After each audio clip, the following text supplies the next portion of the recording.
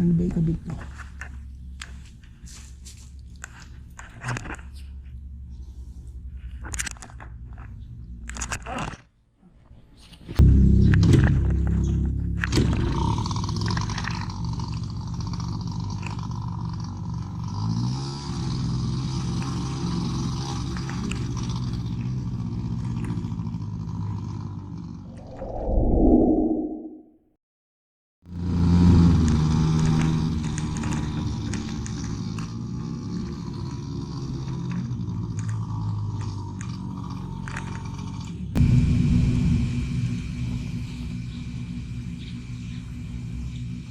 Ya, ini. Good morning sa inyong lahat. It's another adventure na naman po, and this time ang gagamitin naman natin ay Honda Eve Box 2-stroke engine automatic scooter.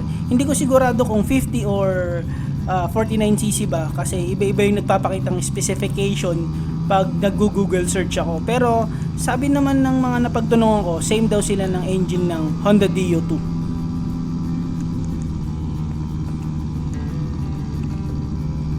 Pupunta tayo ngayon sa mga tropa kasi may short ride kami. Sunday ngayon at mag-a-unwind naman tayo. And we are going to Sagada! Just kidding. Pupunta tayo ng Magat Dam. And estimated distance ng biyahe natin ngayon is around 30 kilometers balikan.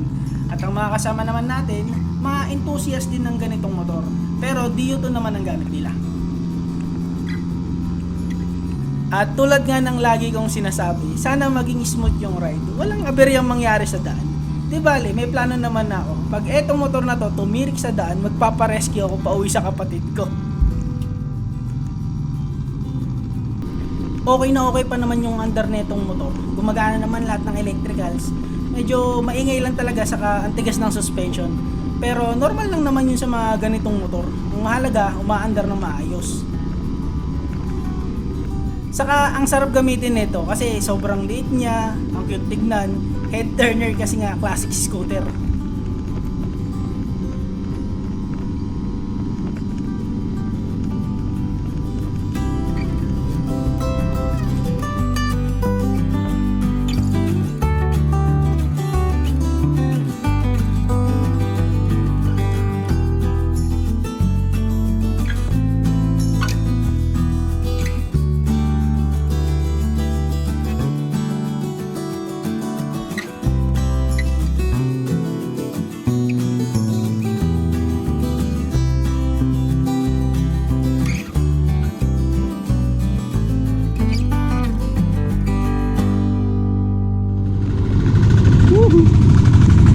Ayoko yung duman dyan.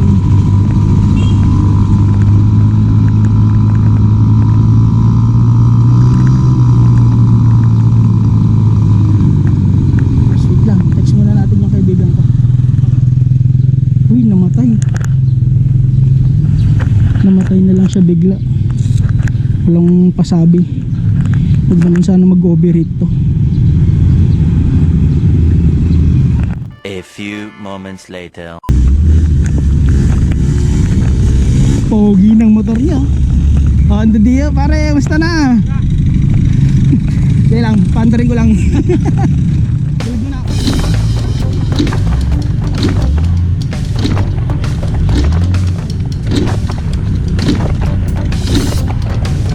Tulak na lang muna kaya natin.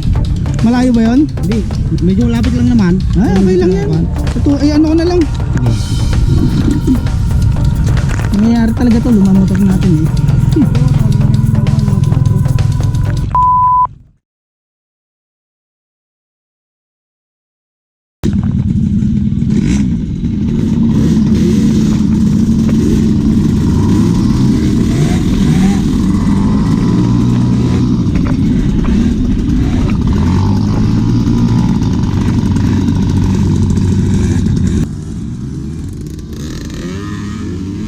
Nagkaroon ng konting aberya kanina kasi bigla na lang namatay yung makina tapos ayaw na mag-start. Madami pa namang gasolina saka tuti. So ang ginawa na lang namin, chinek namin kung may spark, meron naman. Tapos nilinisan ko na lang yung karburador. After nun, umandar na.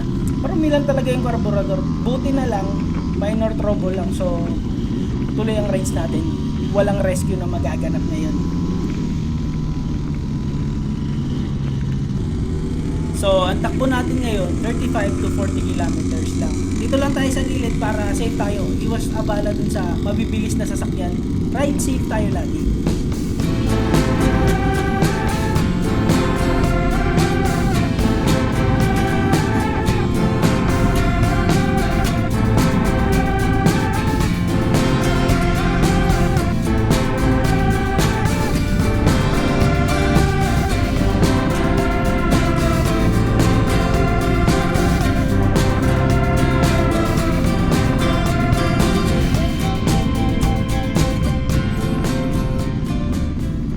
Nakakatuwa tong rides namin. Napapalingon yung mga nadadaanan naming tao, tapos makikita mo nakangiti sila. Ang cute kasi ng mga motor, or baka natatawa sila kasi napakausok na nga ng mga motor namin na ang iingay pa. Pero ano pa man yun, di ba? At least kahit paano ngumiti sila, di ba? Yun ang mahalaga. Pag malayo ka nga tapos narinig mo tong makina ng ganitong motor, akalain mo may nagpuputol ng puno or nagagrass cutter.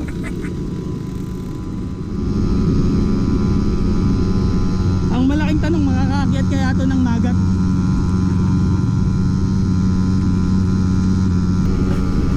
Ayan na!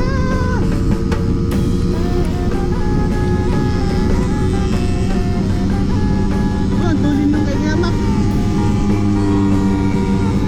Naiwan na ako.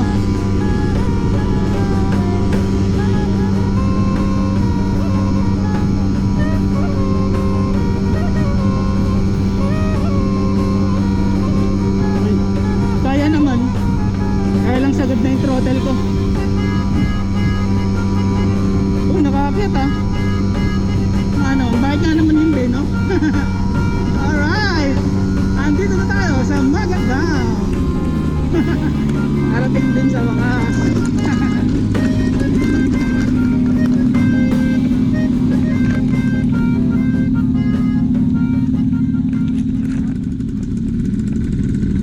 Bawal tayo doon. Bawal tayo doon. So ayun, di pala tayo pwede pumasok ng Magat. Kaya sa Campus Caranda tayo didiretso. At least kahit paano nalaman ko na kaya pala na itong umakyat ng Magat, di ba?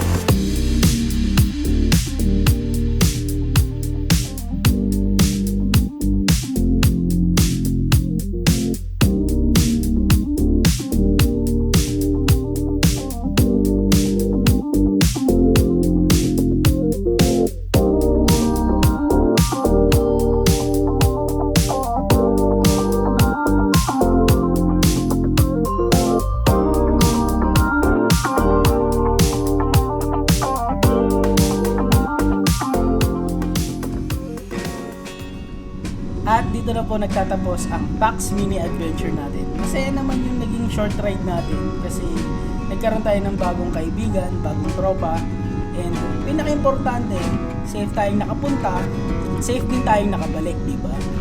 Nagkaroon man ng minor problem, ano namang hindi kayang ayusin. Siguro pag nagkaroon ako ng free time, isusunod kong ire-restore tong motor na to. And sa lahat lahat po ng nanonood dyan, maraming salamat po and always ride safe po. Paalam!